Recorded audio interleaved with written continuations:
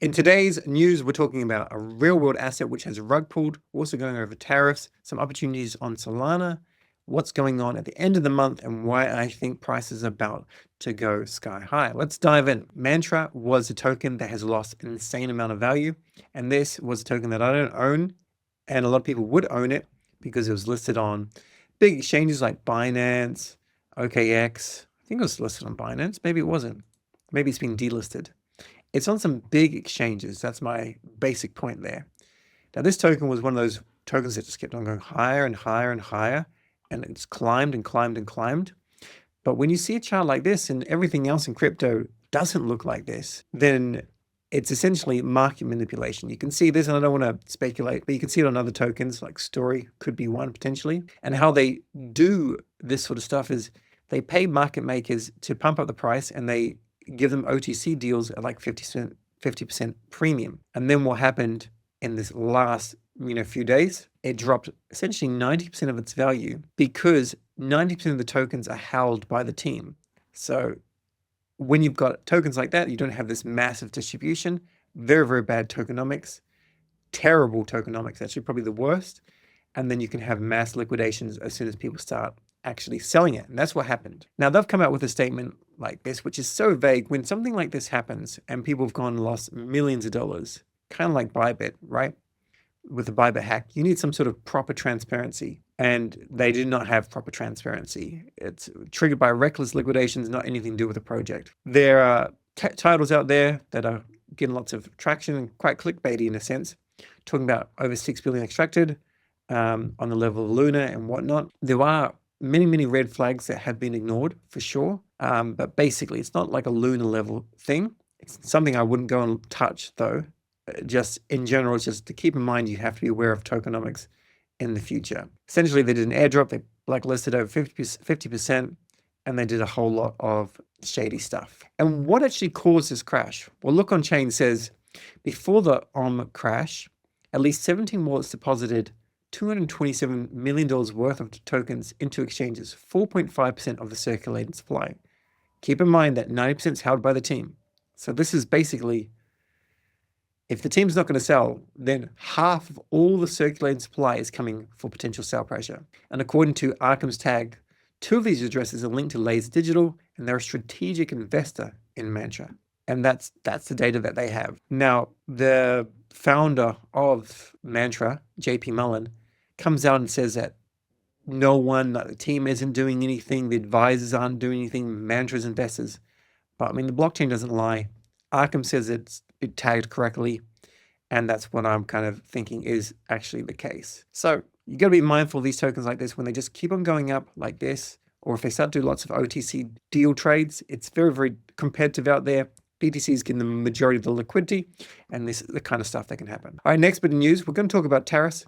Hate to talk about tariffs like this. I'd much rather just talk about crypto stuff, and maybe we'll go back to more videos where we're just doing tutorials. But right now, this is what is super relevant. China is choosing to escalate rather than de-escalate when it comes to the trade war, which is to be expected. I think China has upper hand. It's seeming now, right now, that even if they have a lot of tariffs, yes, it will cost them dearly, but people will still go to China to build stuff because it's still cheaper than getting it done in the US.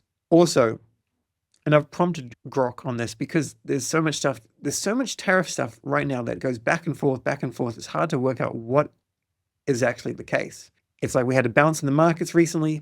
We had a bounce because, things were kind of paused. And then now there's nobody off the hook.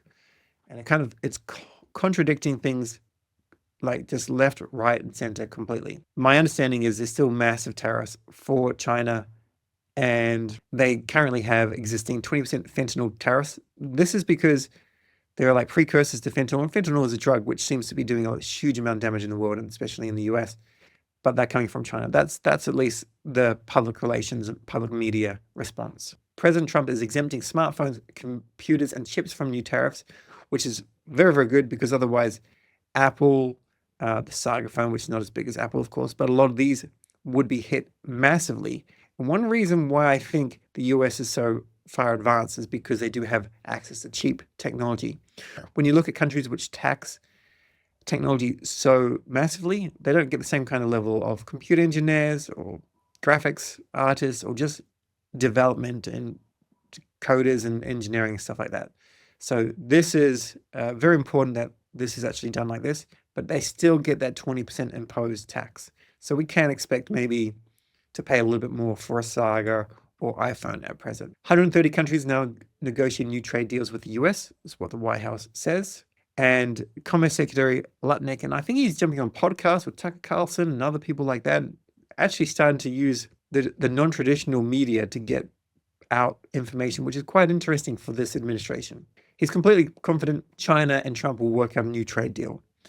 Otherwise, you may have seen on TikTok or on Twitter, all these Chinese manufacturers just saying how all their luxury goods from Gucci and Louis Vuitton and whatnot, they're all made in China. They then go to Italy or France or somewhere and they put on a label and then they say made in France.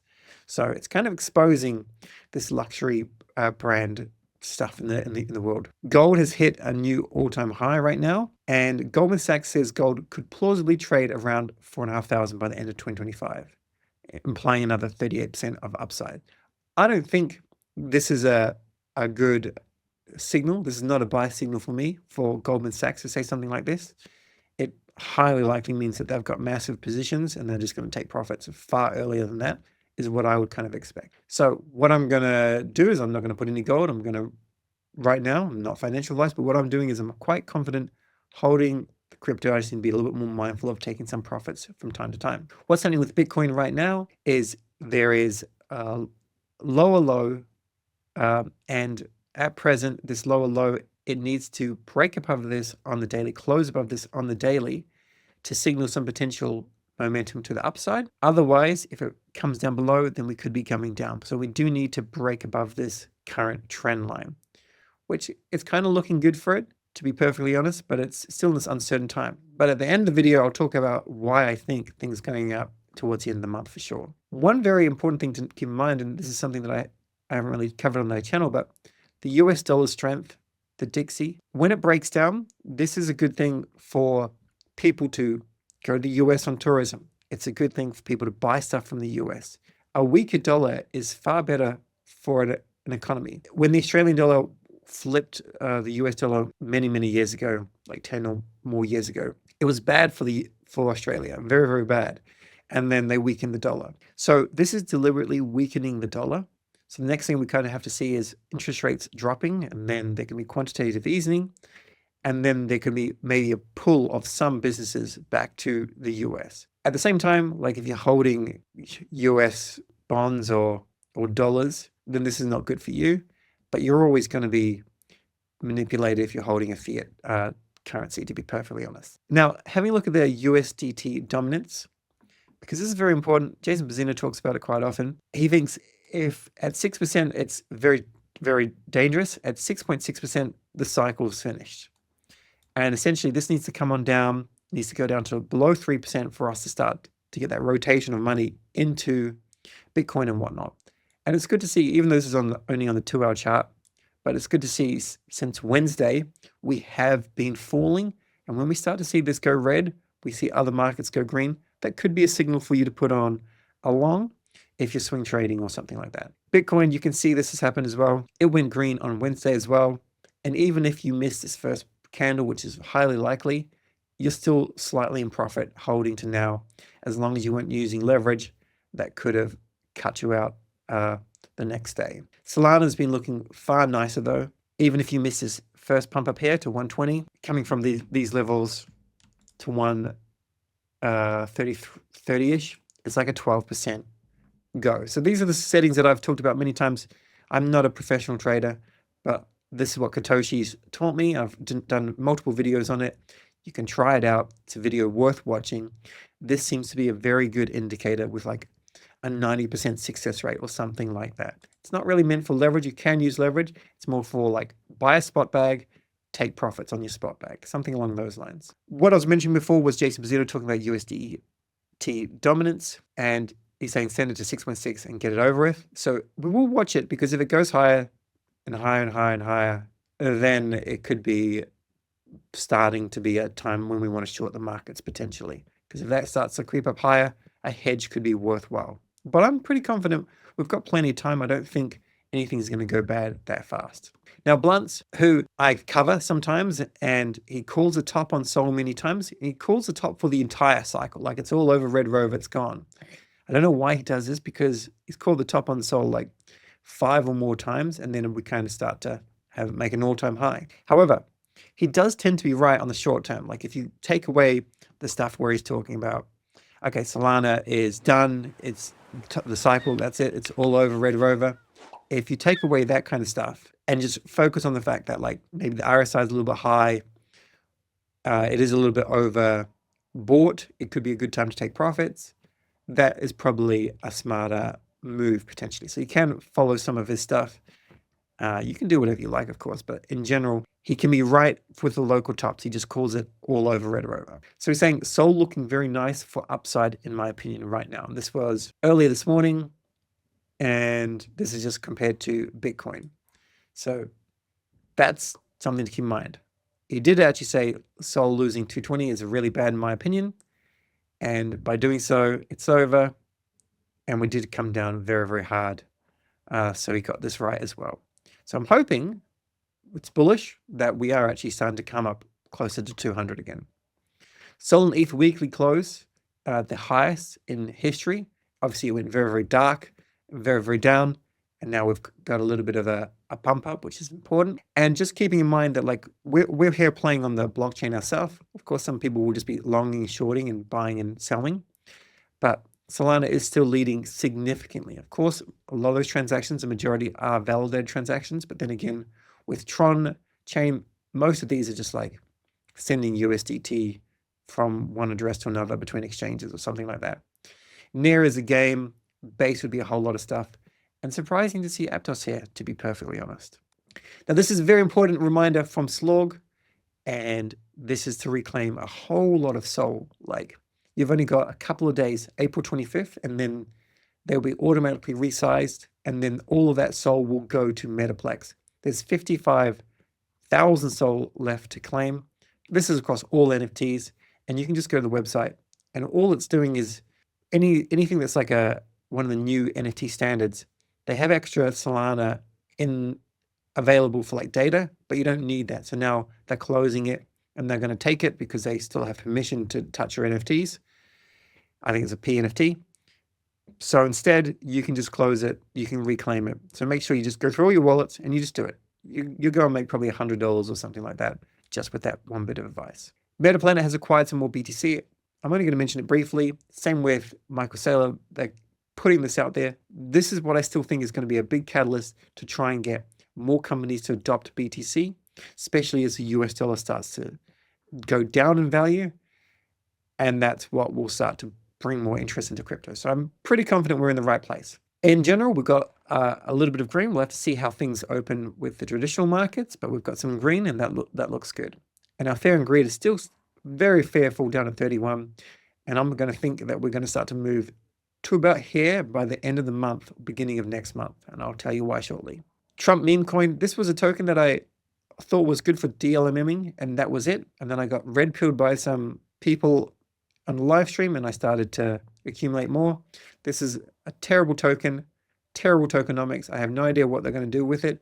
And I will be getting rid of all my Trump tokens. I just like the upside in it is so limited. And who knows what they're going to do with unlocking these tokens? Like, who's actually in charge of it? Is it Barron? Is there some other like kind of Kaislia Ventures group that's attached that's a bit rubbish? I have no idea. Flash Trade, they have their token coming live today. You can go and claim it if you have like a Flash Beast. I don't understand everything about the tokenomics, but I do know that 80% are going to the actual community. This is like the best tokenomics I've seen, but it's like about 10 or 12% available at token generation event. I'm not sure on that. I'll be able to cover it in the future video. It has already been minted. There will be a whole lot of hype about this token, and there will be copycats out there. So just be mindful. Do not go for a token like this. Flash Trade is a great platform. MetaProfit is spending the next month searching Asia and Middle East for the highest quality projects to launch on MetaDAO.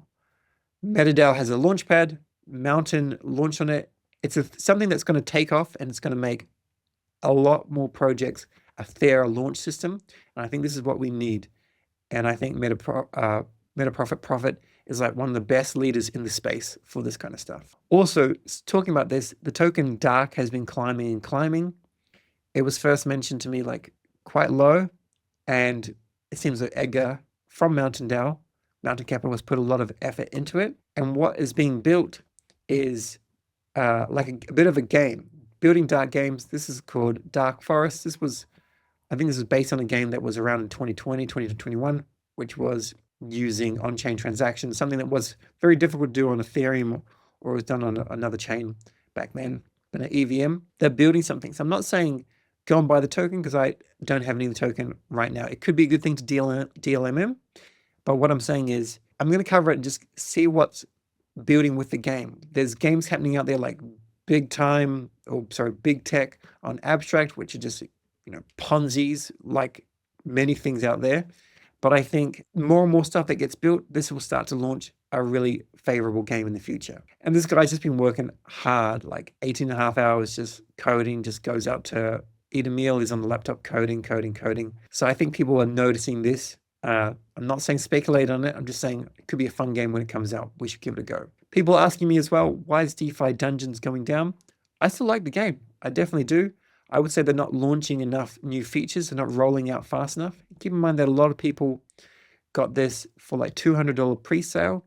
And when it started to not be as fun, they're just selling it. They're selling it and they're selling it still a little bit of a profit, or they were. I'm hoping it does a lot better. I think it's a worthwhile game. The gold price is also below 1 cent. So this has been pushed down heavily as well. What's happening right now is Solana Economic Zone in Dubai. This is for like founders, VCs, and it's invite only. But if you're in Dubai, and a lot of people flocking to Dubai for this, then there's a whole lot of cool stuff happening. They are streaming some stuff sometimes on their Twitter, but I had a little bit of a delay with the stream. It wasn't working perfectly. But if you can try and catch some of this, that would be worthwhile. Now, the final thing before we get into ending the video is, why do I think things are going to start to look up very, very heavily? There's some videos and there's some research I'm going through myself in terms of like M2 money supply, which I'll get into once I've finished that research. But the tariff news, the tariffs are going to keep on coming, but it's kind of going to be like China banning Bitcoin.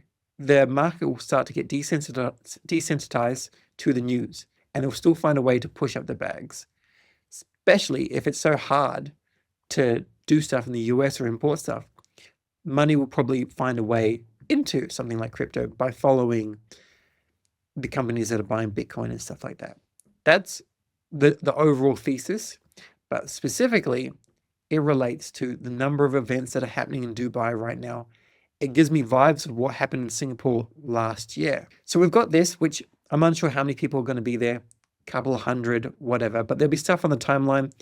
Alex Scott, who leads Super Team UAE, I think he leads Super Team UAE. He's just putting out a lot of posts, getting a lot of engagement, and Solana is doing very, very well. But that's not the biggest thing that's actually happening. This won't be all of the events, but we've got the Solana Economic Zone in Dubai. Then there's a Dubai AI and Web3 Festival later in the month. There's a staking summit. I'll be at the staking summit in Dubai. There's a HODL summit, tokenized capital, this one.